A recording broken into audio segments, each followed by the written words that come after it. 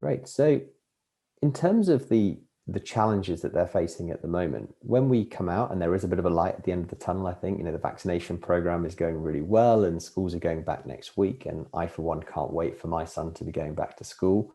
The home learning has been somewhat of a challenge, and I'm sure I'm not alone in that front.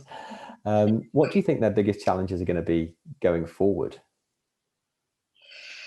I think just continued, just future-proofing the school, keeping stable, keeping sustainable, keeping families, as Charlotte said, engaged and retained, and just keeping that healthy pupil pipeline, because with the likes of furlough ending soon and, Brexit and COVID, many families are going to run into financial difficulties. So I think it's, schools need to be just mindful of that and really act now to put things in place to make sure that, they are stable going forwards, and they are anticipating, that it might not be so straightforward for some families to continue at the school. So I think it's just a case of keeping their foot on the gas, keeping their families engaged, being mindful of parents' circumstances, and always, proving the value to the families and to prospective families.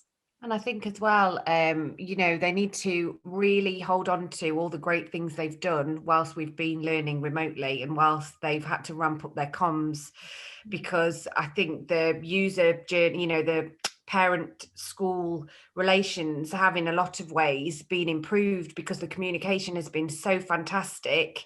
And as Emily said, so much stuff on Instagram and the other social media platforms, really, really good, rich content for parents that makes them really feel the value of their school. So they need to keep that going. They need to not let that go and just go back to the odd newsletter every half term. I think the schools that are doing it well need to carry on doing that, and just not slip back into old ways, because it's going to be easier because the children are back in school. Because, and I hate to say this could happen again, and parents need to feel confident that hybrid learning's there, the communication systems are there, so they're just going to be able to hit the ground running next time.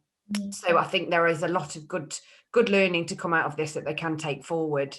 Yeah, I agree. If there is such a thing as to say some positives that have come out of all of this, you're absolutely right in terms of they have really had a laser-like focus on admissions because they've had to. And I think we'd started to see that over the last couple of years as more schools had really switched on to the fact that every student is worth a very considerable amount of money to them, and they need to be treating every single inquiry like gold dust, and making sure that they're getting a really good conversion rate.